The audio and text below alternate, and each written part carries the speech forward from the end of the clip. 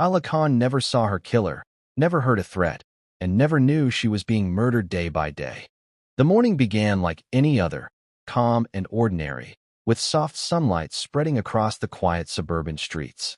People went to work, shops opened on time, and nothing felt out of place. Inside one modest house, however, time had already stopped. Just before noon, authorities discovered the body of a young woman lying peacefully on the floor of her living room.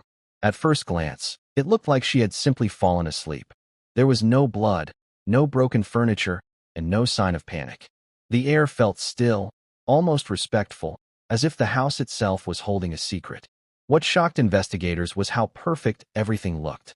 The front door was locked from the inside. The windows were closed and secured. There were no marks on her body that suggested violence. Her phone rested on the table, untouched. Her bag was neatly placed near the door, as if she had just returned home. Nothing appeared stolen. Nothing appeared disturbed. It was a scene that made no sense for a murder. Neighbors gathered outside, confused and frightened. They described the house as quiet and normal, just like every other day. No screams were heard. No strange visitors were seen. The timeline felt empty, with no moment where something clearly went wrong. This silence made the discovery even more disturbing. As investigators stood inside the house, one thought became clear. This was not a random act. Whatever happened here was planned carefully. The peaceful setting was not comforting, it was unsettling. From that moment, the case stopped being just a death investigation and became a mystery that would challenge every assumption about how a murder could happen. As investigators looked deeper into the victim's life, they expected to uncover hidden conflicts or secret struggles. Instead, they found a routine that was almost boring in its simplicity. She lived alone, worked regular hours, and followed the same schedule every day. She left home in the morning, returned in the evening, and spent most of her time indoors. There were no signs of reckless behavior or dangerous choices. Her life appeared calm, controlled, and private. Friends and coworkers described her as polite and distant, someone who kept to herself but never caused problems. She avoided arguments and stayed away from gossip. Her social media showed nothing unusual, just occasional photos of meals, sunsets, and quiet moments. There were no threatening messages, no public disputes, and no signs that anyone wished her harm. This lack of conflict made the crime feel even more unreal. Financial records revealed stability. She had no major debts, no recent large purchases, and no suspicious transfers. Her phone history showed routine calls to family and work contacts, all ending normally. There were no late-night conversations or secret meetings. Everything pointed to a life without enemies. This created a serious problem for investigators. Without anger, jealousy, or revenge, the usual motives fell apart. A murder without a clear reason felt unnatural. The more they searched, the clearer it became that the victim was not targeted for who she was, but possibly for where she was or what she unknowingly had access to. The absence of personal motive turned the case in a darker direction. It suggested that the danger did not come from her past, but from something hidden in her everyday environment, something so ordinary that no one had questioned it until it was too late. The house became the center of attention, examined again and again as if the walls themselves might explain what happened. Every room was searched with extreme care. Floors, shelves, and surfaces showed no signs of forced entry. There were no broken locks, no damaged windows, and no hidden exits. The structure was small and simple, leaving very few places for anything to be concealed. Yet nothing suspicious appeared. The scene remained clean and controlled, adding to the confusion. Forensic teams focused on the body. There were no defensive wounds, no bruises, and no marks that suggested a struggle. Her posture looked relaxed, almost natural. This ruled out sudden violence and raised the possibility of something far more silent. Tests showed that she did not die instantly. Her body had slowly shut down, giving no warning signs strong enough to cause panic or escape. The absence of a weapon made the case even stranger. There was nothing sharp, nothing heavy, nothing out of place. Toxicology tests were ordered, but results would take time. Until then, investigators were trapped inside a locked-room mystery. Security footage from nearby houses showed nothing unusual. No visitors entered or left during the critical period. The timeline remained empty, offering no clear moment when the crime could have occurred. This lack of evidence was not reassuring. It suggested precision. Whoever caused her death understood how to avoid detection. The house, once seen as a place of safety, now felt like a controlled environment designed to hide the truth. Each unanswered question added pressure to the case. The locked door was no longer just a detail. It became a symbol of how trapped the investigation was, sealed off from simple answers and forced into deeper, more unsettling possibilities. As the investigation stalled, attention slowly shifted away from the crime scene and toward the victim's recent behavior. Small details that once seemed meaningless began to stand out. Store receipts showed repeated purchases of bottled water, even though the tap water in the area was considered safe. This habit had started only a few weeks before her death.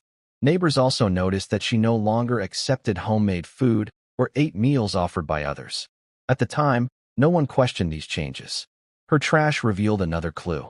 Unopened packaged foods were thrown away, replaced by basic items she prepared herself. This suggested caution, not carelessness. She was trying to control what entered her body. Yet there were no medical records showing illness or allergies. The behavior felt defensive, as if she sensed a threat but could not identify it clearly. Phone data revealed searches related to water safety and chemical exposure. These searches were brief and scattered, not enough to draw attention on their own, but together they painted a troubling picture. She was worried about something invisible. Whatever scared her did not come from a person knocking at her door. It came from something ordinary, something she encountered every day. This realization changed the direction of the case. The danger was not sudden. It was slow and subtle. The victim may have noticed early signs, such as headaches or fatigue, but never connected them to a real source. She tried to protect herself in small ways, unaware that the threat was already part of her environment. The most unsettling thought was that her fear was justified. She was not imagining danger. She was reacting to it. But without knowing the exact cause, her efforts were incomplete. The hidden pattern suggested that the murder was already in motion long before anyone realized a crime was taking place. When the lab reports finally arrived, the case took a disturbing turn. Toxicology results confirmed the presence of a rare chemical compound in the victim's body. It was not a fast-acting poison and would not cause immediate pain or obvious symptoms. Instead, it slowly weakened vital organs over time. This explained why there were no signs of panic or a sudden medical emergency at the scene.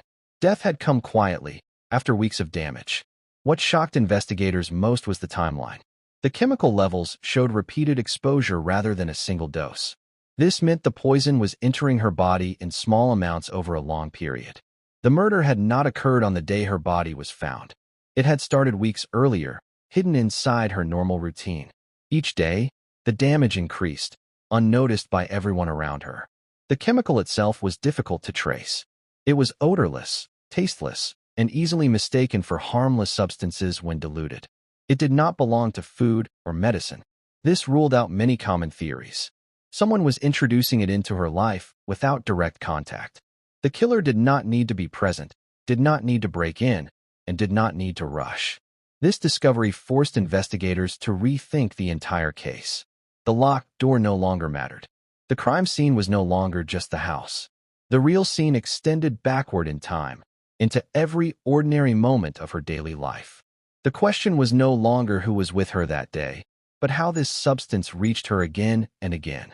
The most frightening part was how easy it had been. There were no alarms, no warnings, and no immediate consequences. The murder happened silently, hidden behind routine and familiarity, proving that danger does not always arrive loudly. Sometimes, it arrives in pieces, too small to notice until it is too late. Investigators began tracing every possible source of the chemical, following a path that led away from the victim and into the systems that surrounded her daily life. Attention turned to the building itself, including its water supply, pipes, and maintenance records. At first, this seemed unlikely. The water had passed regular safety checks, and no other residents had reported illness. Still, something had to explain repeated exposure. Detailed testing of the water system revealed slight irregularities. The chemical was present in extremely small amounts, not enough to trigger alarms, but enough to cause harm over time. The concentration was uneven, stronger in certain sections of the pipeline. This discovery narrowed the focus to a specific area of the building. The victim's apartment sat at the very end of the water line, where residue collected more heavily. Maintenance logs showed frequent adjustments to the system over the past month. These changes were minor on paper and did not violate any rules. One individual had full access to the building and handled these tasks alone. Their presence was routine and unchallenged. They moved freely through restricted areas, never raising suspicion. Trust was built into their role. Background checks revealed no prior complaints or incidents. The individual blended into the environment perfectly, known more by habit than by name. This made the threat harder to see. The poison was not delivered through force or confrontation. It traveled through pipes, hidden inside something everyone depended on. This realization changed the emotional tone of the case. The killer did not hide in shadows or break laws openly. They operated within the system, using access as a weapon. The most unsettling truth was that the danger had been present in plain sight. The familiar had become lethal, and the routine had been turned into a method of murder without anyone noticing in time. As the investigation closed in, the full reality of the crime began to surface. Evidence confirmed that the contamination was not accidental. The adjustments made to the water system were deliberate and carefully timed. The chemical was added in controlled amounts, small enough to avoid detection but consistent enough to cause long-term damage. This was not negligence. It was planning.